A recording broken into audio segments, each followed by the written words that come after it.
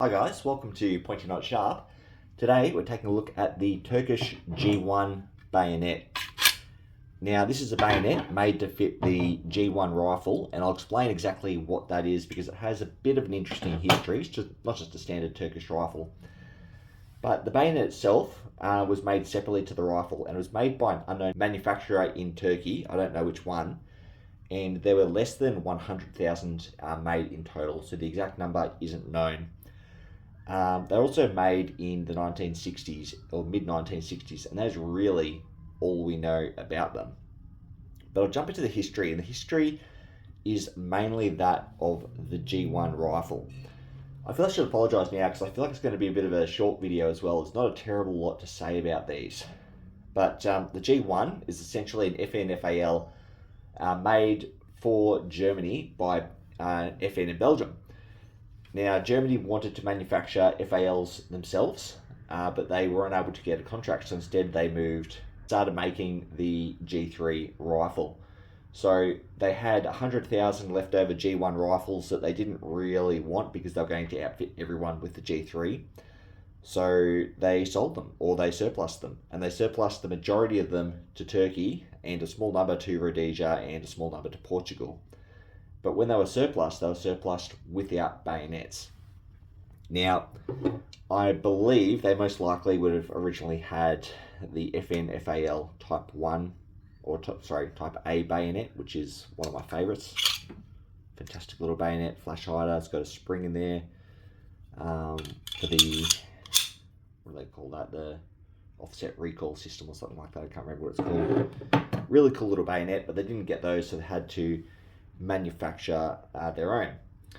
So what Turkey did was they used the blades from what I've read described as old Mauser bayonets.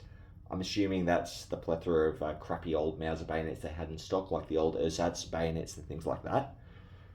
It should be noted, by the way, this is not an ersatz bayonet. This is deliberately made. This is not a supplementary bayonet to another. This is the complete model for the G1 bayonet in Turkish service. So while the blade and scabbard were both pre-existing, the actual handle and mounting system itself was made from scratch.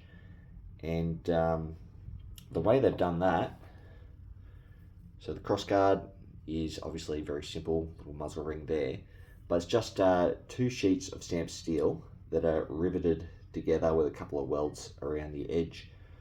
The press button is incredibly crude. If you have a look at the top here, the catch just sits on the top. It's not even recessed within the mortise, if you can even call that a mortise. This is about as crude a bayonet as you can get, but I'm sure it's pretty effective. As bayonets go, this thing is incredibly heavy. Like, I'm not saying I want a bayonet to be balanced on my finger or anything stupid like that, but generally there's a bit of a balance to them. You can sort of hold them in the middle comfortably. Here, this is just so incredibly heavy in the handle that, yeah, it's probably 2 or 3 times heavier in the handle than the blade. The handle is extremely heavy. And you'll also note we have the 2 muzzle rings on it. And I can only assume that's because it's such a crudely made bayonet, they just needed extra stability to keep it on. They really don't have a mortise at the end to interact with the bayonet lug at all. So the only interaction is the 2 muzzle rings over the muzzle, and then our little ramped lug in there, which will interact with the bayonet lug itself, but the bayonet lug will not slide into a mortise because it does not have one. And as I stated before, it just comes with a standard Turkish Mauser style of scabbard. These are incredibly crude. Like, look at the workmanship on that. That is shit. It's, yeah, no pride in their work at all. All that said, though, I obviously just aim Turkish bayonets. I don't like them a terrible lot. I expected this to be absolute rat shit when I got it, but it's actually not too bad.